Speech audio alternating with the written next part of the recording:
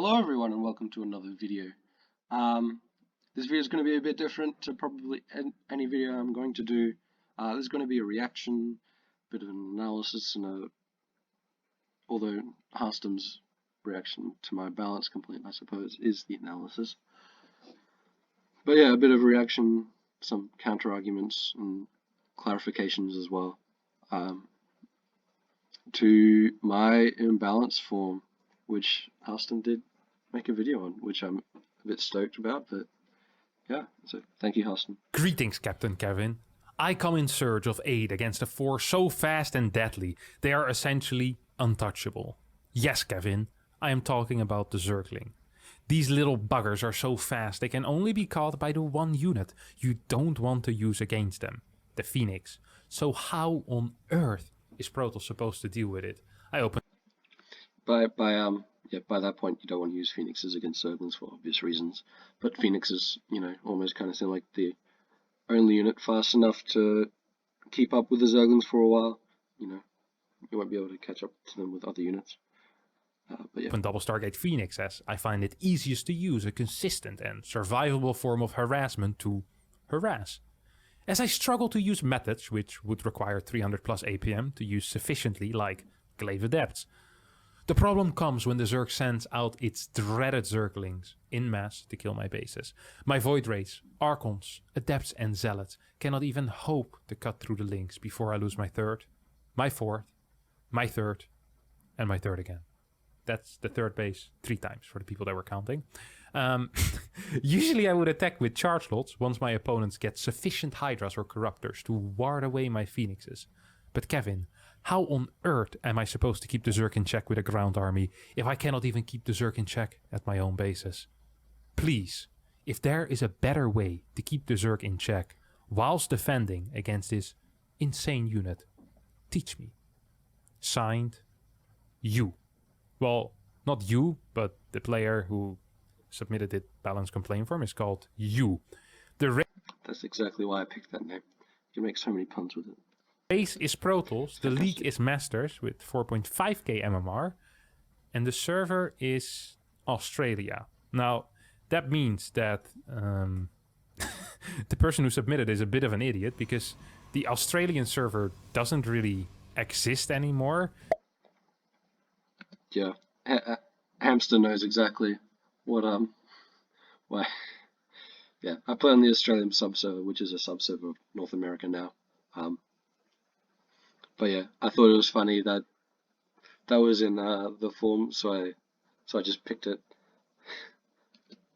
We have the server split in 3, and there are some sub-servers within the North American region, including Singapore. I'm not even sure if there's still actually an Australian sub-region.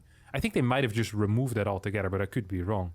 There's like 6 people that play in Australia, and you apparently... I like Probe, he's pretty cool. Shout out to Probe. I've versed Livy B a couple times as well. But yeah, Probe actually has got a really good guide on how to set up your rapid fire hotkeys. I have every single key on rapid fire except for like T or something. But yeah, I'd watch that if you haven't already. Is one of them. User Protoss, who opened up with a Gate Scout here and struggles mightily with Zerglings. And from what I could gather, especially the speed of the Zerglings, right? He mentioned that the Phoenix is the only unit that could catch up with the Ling. Now, that doesn't say too much in a game of war.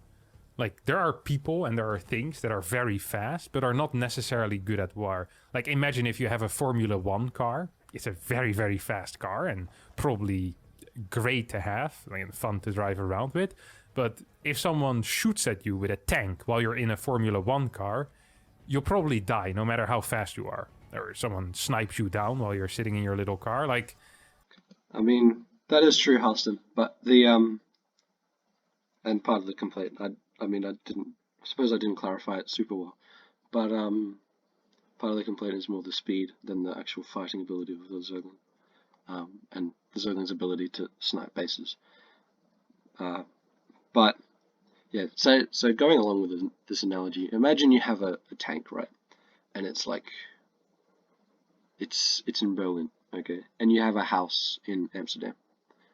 and you're on the way. You've heard that there's some Formula One cars. There's like 50 Formula One cars in Paris that are driving to your house in Amsterdam to crash into your house, completely destroy it, right?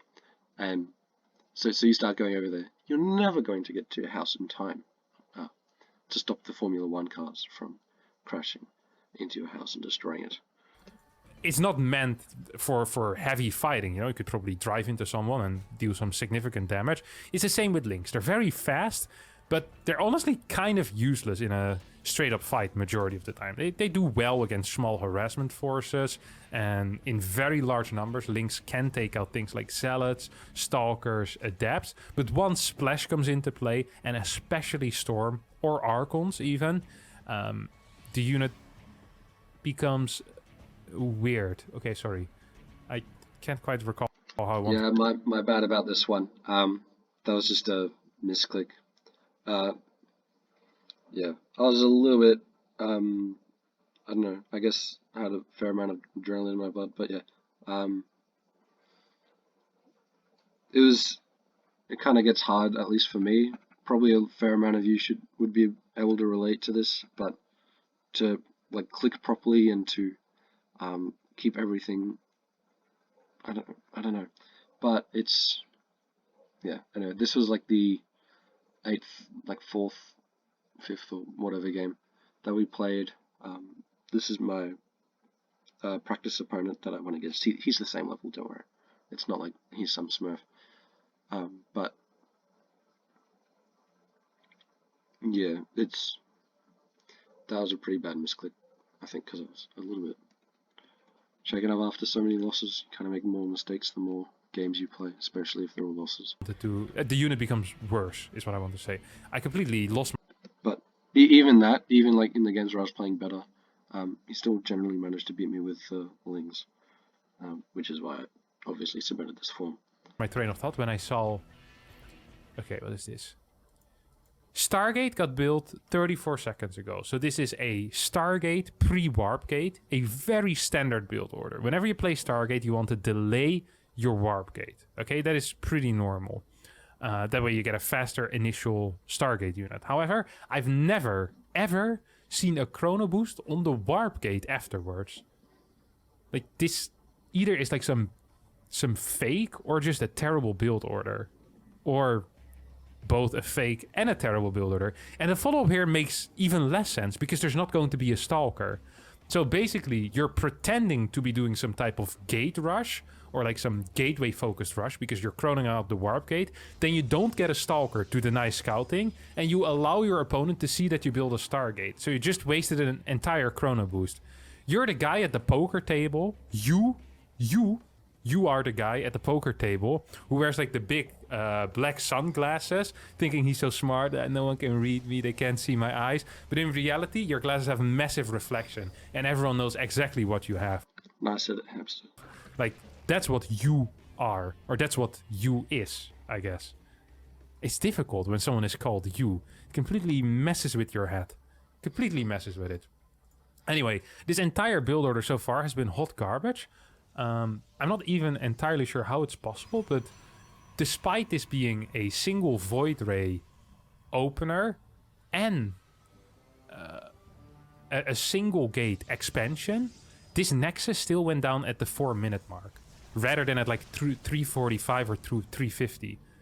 I'm not quite sure how that is possible. There must have been something very wrong. There's no worker production, so maybe he missed a couple of workers earlier on, just losing some money. That is a possibility. Why is there no second gas yet? If you're playing double Stargate. Like, the limiting factor here obviously is going to be gas. So you need to rush out the gas. With that, when I play double Stargate, or at least if you don't use much gas, because I go into charge lots, I don't really need much. At least not at that point.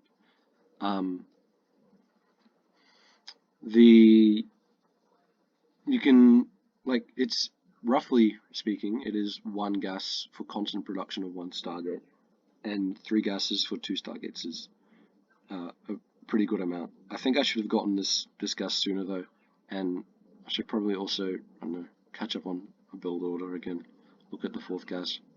Especially the fourth gas would allow me to chrono boost phoenixes a lot more, which I'm thinking I should probably try to do, because I usually only chrono boost once or twice on the phoenixes. But if I do that more, then that's probably would be a lot better. There's also no worker. The worker cuts are really insane. This is not on purpose, I don't think. I also don't think this gas being so delayed is on purpose. Look at this. Oh, gotta move that back. This also is a bad position. It feels like everything... Yeah, this is like a losing streak kind of mistake. Forgetting to put the, adept on hold position, or at least forgetting that I didn't put the adept on hold position. The links at not the links, the adepts at the third being in a slightly worse position than they here should is being done at a very low speed and improperly. Like, just so many small errors here. Not the unit on hold position, the gas too late, the unit's not properly hold positioned between the pylon and the nexus. I'm not quite sure what this void ray was doing, but I guess it was having a little adventure by itself on the other side of the map. So these links by themselves killed 3 workers.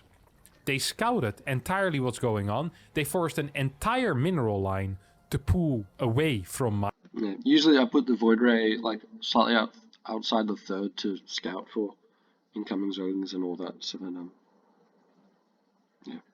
and all that. Although I don't know, I mustn't have seen them myself in the minimap. Mining as well. Like, these links were so insanely worth it, and just even if it was only the scout that they had gotten, this would have been good for the Zerg as well. Especially given the fact that TOS, for whatever reason, just keeps cutting workers out. I'm not entirely sure why this happens. I kind of want to go in first person view here to see what we're focusing on. Like, 135 APM against 326. Okay, so we're focusing on phoenixes. This weird little attack.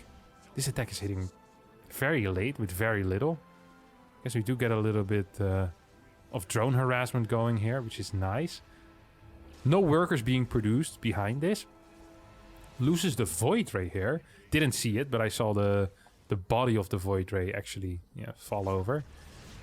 And does get a little bit of damage. Now, the funny thing here is, this was good damage, right? You kill, well, okay, it was fine damage. You kill 5 workers, which is nice. But behind this, there was a worker cut at 53 for almost 40 seconds, which is insane. So all the damage... Yeah, that is just simply something for me to work on. I don't know why I do this, but I just do.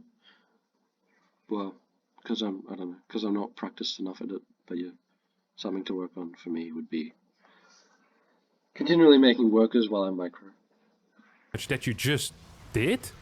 Come on, move once again, out of position. All the damage that you just managed to do and deal to your opponent is now practically worthless because you didn't continue producing. Like, the entire thing just, it makes no sense. It's as if you're in a cooking competition and both of you need to bake a cake, and when your opponent isn't paying attention, you freaking smash his cake and just destroy it, completely ruined. And then you look back at your own oven and you realize you've done nothing yet. This is basically this game. Like, you deal a little bit of damage, or a lot of damage maybe even, depending on, what your definition of a lot of damage is. I think 5 workers with 10 phoenixes is not that much damage yet. But you're just not doing anything yourself. How is it possible that we're 7 minutes and 26 seconds in game and you haven't saturated one of your gases yet on your 3rd base? Mate, I would be considering taking my gases at my 5th at this point. You probably don't even have a camera hotkey for your 4th base yet because you don't... Actually, Harstem, at the very start of the game, I set up all of my camera hotkeys while there's nothing happening. So yes, I do have my 4th base camera hotkey all set up. You probably can't take it. This is actually insane.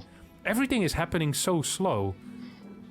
It makes no sense. The basic skill of worker production is one of the most important skills in StarCraft 2.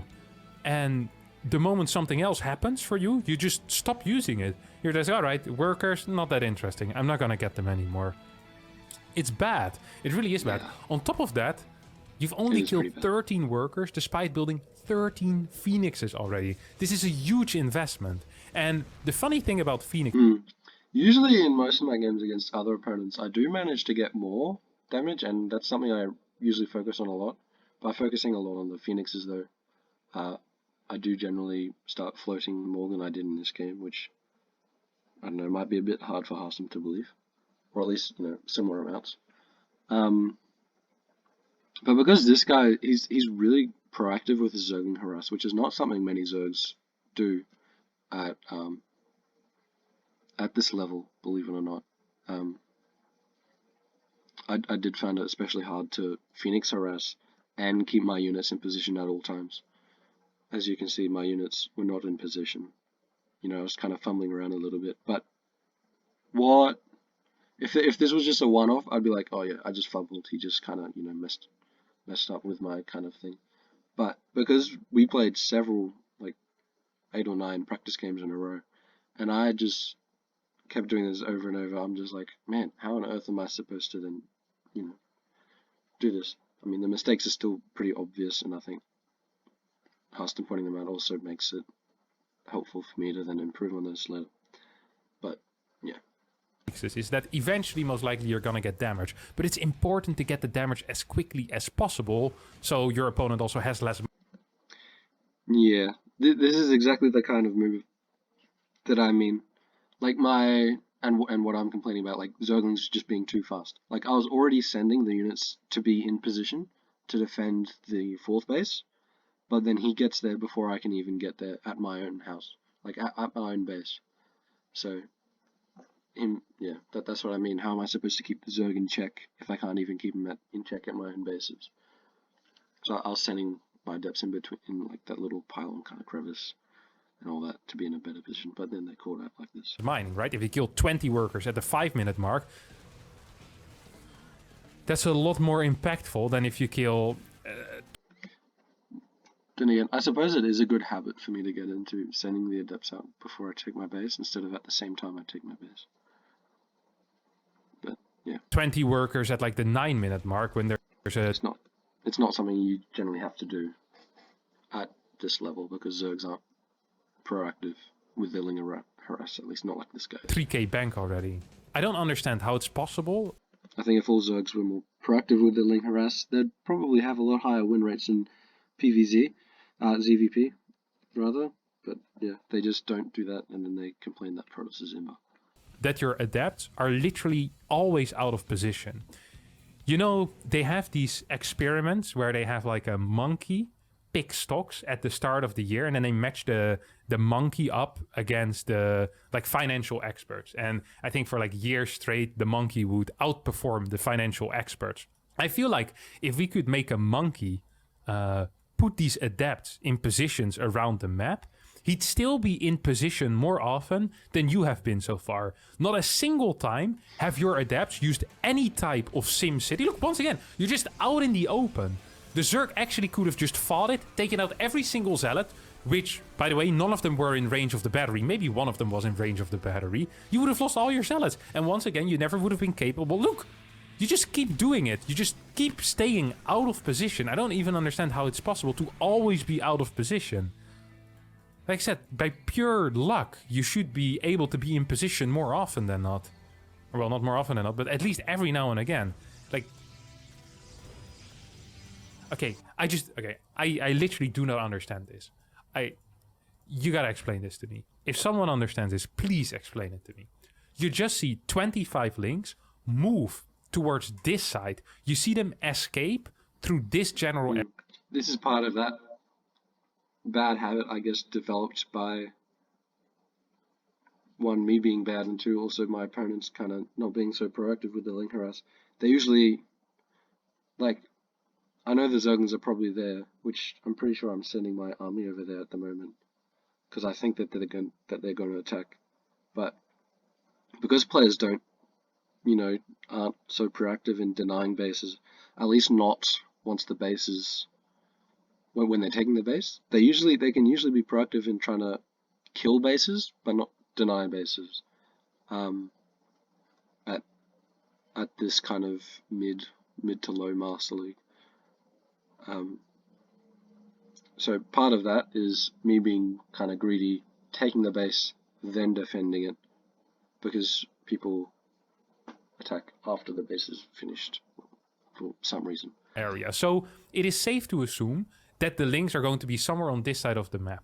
Then you send a single probe out to secure this base. If the Zerg was even semi-active with those links, he would have gotten an instant cancel. An instant cancel. Because your army doesn't move there. Whenever you go somewhere, you need to secure that base if you know your opponent's units are there. And you knew. You had the full information. It's like you don't have object permanence. The moment they move into the shadows, you completely lose track of where the links were last. Like, it makes no sense whatsoever. Now you're lucky because the Zerg wasn't paying attention. Had the Zerg been there already, this base would have been cancelled once again. 100%. Like, absolutely no shot. Your Phoenixes just went back for this as well, for whatever reason, to try and harass some of these Zerglings. This is going to be probably a very good fight for you, as Archons do hard counter Zerglings. What is this? Oh, a couple of Corruptors. Can recall the Phoenixes. Could also super battery this and move over with your Archons. Could also warp in 4 Stalker, not super battery, and not use a recall. So you lose your third base for free. It's a very interesting move, and one that personally I wouldn't have recommended or suggested, but you really are opening my eyes to the possibilities in this game. This is good harassment though. It's a little bit late, but finally you're getting something done. I wish this would have happened, well, 4 minutes earlier, but it is what it is. And you're getting a lot of worker kills. Actually are in a pretty decent spot. Once again, you're completely out of position. Just literally always managing to be at the wrong side. There's no base here yet. There is a base here, completely undefended. Links come in. Recall is available, but I doubt it's going to be used. Maybe U doesn't have a hotkey for recall, actually. Like, this is, to me, this entire sequence of events just has been insane. And then to complain about the Archon or the Zealot as a unit that gets countered by the Ling makes no sense. This is... Well, yeah. This is where I should have been a little bit probably more clear in my brainstorm. But it's not so much that they don't beat the Ling in a fight at all. It's more that they can't get to where the Lings, you know, are going to attack. But yeah, that's probably more my bad than it is the Archon's fault.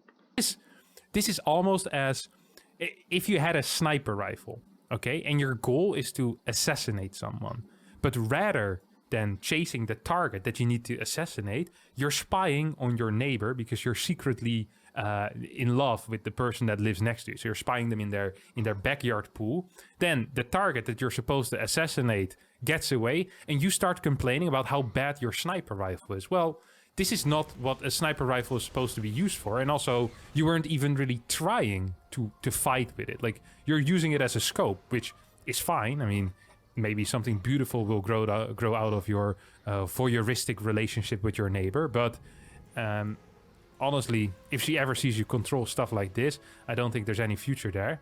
Once again, taking a fort base, completely undefended, it is actually impressive, and is going to just get cancelled again. Does get the cancel down. That's important. Does save a little money. This attack I kind of like, honestly. I think it's a good attack. Archons completely destroy Links. If you would have had a couple of extra Zealots in front of this, it probably would have been even better. But even now, you're going to be in an okay spot. Like 5 extra Zealots just for the tanking power, so your Archons can just shoot more. It really, really helps against Links. Okay, lose 1 Archon for free, lose a couple more Zealots for free because they're not together with this army. Take out this base. I like the priority setting here right now. It's like, I'm basically doing a desperation all-in attack at the moment. I bet the main target for me is going to be these 2 extractors on my opponent's 3rd base. Well, I know there's a 4th base, and I also know that there's a 5th base. Surely this is the key thing that I need to be paying attention to right now. And you just... Okay, this is great. The complete A move back.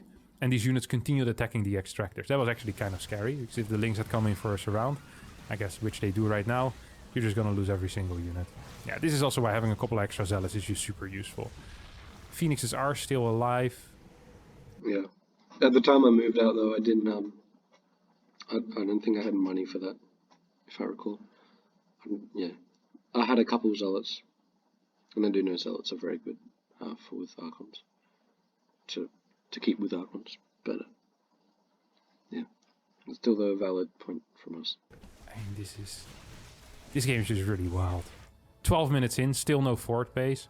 Floating 1.2k, 1k. Zerg also is floating a decent chunk, by the way. Like, I don't want to say that this Zerg player is absolutely perfect, but you definitely aren't perfect. Like, very, very, very far from perfect. You know the song by Ed Sheeran, Perfect? No one really knows who it is about, but with the process of elimination, maybe we can sometime figure it out.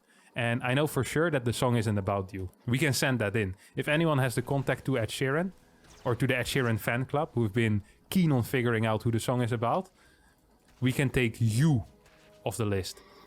Yeah, we can probably take you off the list. Or you too. Because no one is perfect. Wow, that is real life wisdom. Created by a pun. Not really. +2 on the way. I like this. It's a good move. It would have been better if it would have been on 5 minutes ago. Ooh, this is... Yeah, I have no idea how I did that. Like, even if I was microing that individual Archon, I don't think I could get him over there like that. But, yeah, that's something that happened. nice as well. Yeah, kind of just want to see that again. Maybe he aggroed on something or other. In case, like, I moved to my 4th. I don't know if I did or not. Oh, he moves into a surround. Maybe I didn't have him hotkey. Look at that. This is one of these things that you don't think is quite possible. No. You're like, how is this Archon going to get on the right side of this set of links without killing anything? And we're about to see it. Look at this. Whoop. Huh? How does it move? How does it move? Whoop. Wiggles its way in like a worm. Oh, maybe I was splitting off my army to try. Actually, I think worms eat with their... from 2 sides. Do they have a mouth? I think they bite it, actually. And by the time they have jaws, maybe, worms. I'm quite sure others. I know they can dig pretty fast. They don't have a... Yeah, they must have a mouth. How else do they eat? I don't know enough about worms. Anyway, you see ultras, so you should be getting immortals or getting anything to deal with it. At this point, having the phoenixes at home is really no point. And funnily enough, is if you had the phoenixes on the other side of the map, you probably could be winning this game. And the reason I'm saying this is because you could have just killed every single worker for free. There's 4 queens and there's 7 corruptors. You also have +1. Ooh, there's +2 carapace. What is... I don't know why.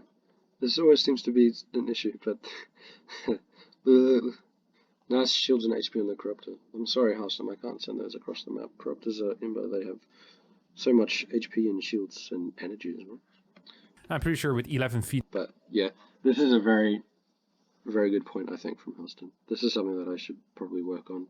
This is probably the best point in the entire video, I think. Not to say that his other points were bad or anything, no.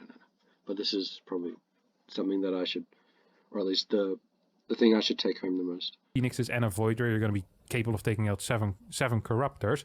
You know that you won't be capable of winning this fight. Phoenixes can deal with these ultralisks, so you need to make a mature decision here and say, okay, I don't want to hold my fort base for a little bit, but I'm going to kill every single worker on my opponent's side. I think it might be some habit, because I'm using 2 control groups. I basically always use 2 control groups in every game, as well as a couple, non-hotkeyed, perhaps like Zealot run bars or whatever.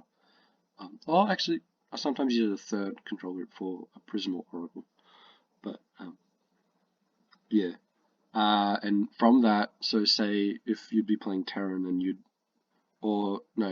if you've been playing like Disruptor Stalker, and I play all 3 races, so sometimes you'd be using this race or whatever, and you'd be using 2 hotkeys for both, and usually the second hotkey is for a Spellcaster, which the Phoenix also is, to be fair, but you'd be moving the Spellcasters with the arm, and you'd just be kind of going 1 click, 2 click, 1 click, 2 click, and keep clicking them roughly in the right spots until you fight, and then the Spellcasters move and use their spells separately to the rest of the army. And I think that might be part of that habit, although I'm not too sure. Either way, it's something to work on. While I'm slowly but surely transitioning into something that can actually kill my opponent's units, which is going to be the Immortals. The robotics facilities here are actually the correct call. I like that. The problem is that you have no units left right now. Absolutely none whatsoever. No cancel either. kind of painful. It feels like the Phoenixes have been harassing so little because every time there is somewhat of a threat on your side of the map, and whether you need the Phoenixes or not doesn't even matter. The moment there's a threat, you just kind of F2 them back, or at least you send them back. I'm not sure if you use F2. I don't think this adept has moved that much during the game. Yeah, imagine this happening like before you lose every single Archon. Yeah.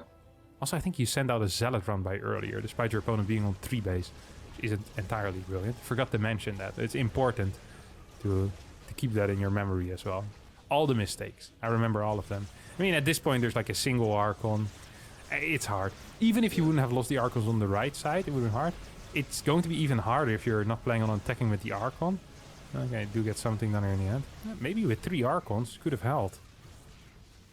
There is a world. There legitimately is a world where if you have 4 Archons in this area and you killed like 30 extra drones, which would have been possible given the energy on your Phoenixes, you have 1 Immortal out and a Void Ray, you defend with your Super Battery at your 3rd. I can see a world where you actually win this game with a Super Battery. That's not this world, apparently. This was a really confusing game. Yeah, that's a pretty good point, though. Yeah, I'm not the fastest player in the world. Like, my average, like my highest average in a game is probably is in between 190 and 220 kind of APM, which is not super high, at least not at this level. That is without spamming. I don't really spam very much at all. But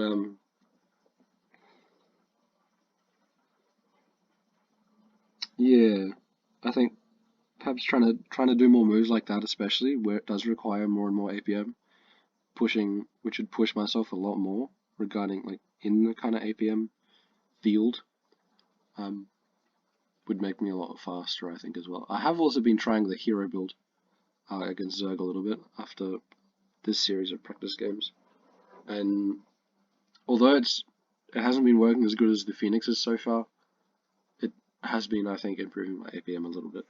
Not only because this is Masters and it didn't look like a Masters game whatsoever from the Protoss side, but also just because the entire complaint... No, yeah. If the Zerg is as slow with the Zergling harass as they are as no, let me rephrase that. If the Zerg is as slow with the Zergling harass and is as proactive with the Zergling harass as I am with getting units in position, then I will very much look like a Masters player in this game. However, this Zerg is he is even more proactive with his Zergling harass than practically every other Zerg is at his level. Although he's probably worse at a couple other things like injects, I think. He's floating a little bit more than most Zergs do at this level. But yeah, which is why he's at this level. It's because he's more proactive with Ling harass than almost every other Zerg is, I think. At least in ZVP. Made no sense. It's not like he spent the majority of the game chasing Lings around the map. Majority of the time, what happened was that the army was out of position, there was 0 map vision whatsoever, the unit comp initially was okay, but it just never was there to fight the Lings. Probably should have sent a unit to the watchtower as well, and kept my units at my 3rd. So then the unit can see at the watchtower if there's guys coming to my 4th, and then I can move over there. And maybe keep the Phoenixes on the left side to scout there as well, maybe. Yeah. It's just a very weird complaint in my mind, because the speed of the rotations didn't even matter, because majority of the time there were no rotations. It was just an attack on the same spot. You know, the 7 this star here represents the states, right? In Australia, and each one of them, each point represents a state. So it'd be like, I mean, I don't think each point has its own state, but like, say, Queensland, Victoria, New South Wales, Tasmania, South Australia, Northern Territory, and Western Australia. 3 times in a row, and then a rotation. This is... Oh, wait. What about ACT? New South Wales, Queensland, Victoria, Tasmania. Northern Territory, South Australia, Western Australia. Maybe they don't include ACT, I guess. Has way I can't believe I didn't realise that. more to do with vision than it has to do with ACT, by the way, is the Australian Capital Territory, where Canberra is. It's very, very small. It's basically because Sydney wanted to be the capital of Australia, and so did Melbourne, and they were both, very big, very significant cities in Australia. So they built another city and named that the capital directly in between Sydney and Victoria. It's a bit funny. And then they gave it its own little state or territory, which is slightly different to a state. The Australian Capital Territory. rotational speed, which is the one thing that I guess you were complaining about. I'm not even sure what you're complaining about. Is it that the Zerglings are too strong? Because that definitely wasn't the case here. Every single time you fought with Archons. It is, yeah. With what I was complaining about, the map control, the ability to deny vision of the toss, although I didn't really do that very much in this game. If I do get vision, especially with his proactive, especially because how proactive he is with his link harass, he could deny that vision as well. So yeah, map control, vision denial, which is part of that, I guess.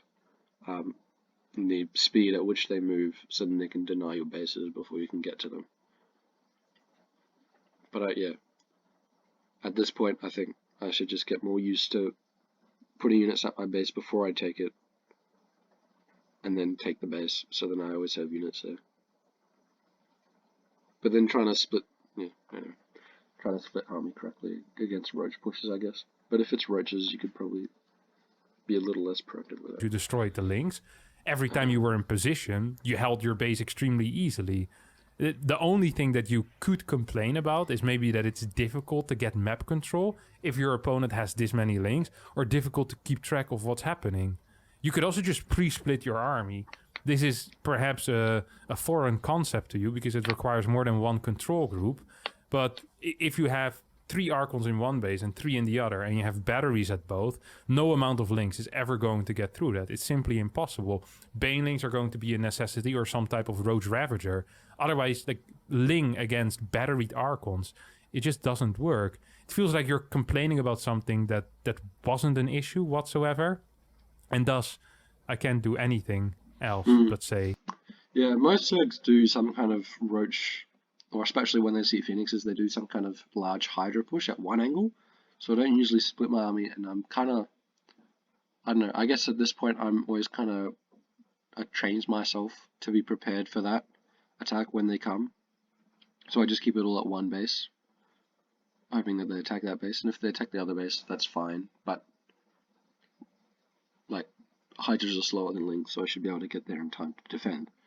And then, I'd also bring my Phoenixes back, which I suppose is part of that nasty habit that I was doing earlier, because, when defending a massive Hydra push, you'd want your Phoenixes to be there. But yeah. That you, my friend, suck, and Zerglings are not imbalanced. Yep. I'm sorry, but that's just the way it is. Thank you all for watching. I hope you did enjoy this episode of... Yeah. Thank you, Harstem, very much for casting, or I don't know, probably just analysing and whatever you'd talk about would be the word for that. But yeah. And then also thank you all for watching. Yeah. And I will see you in the next video, hopefully.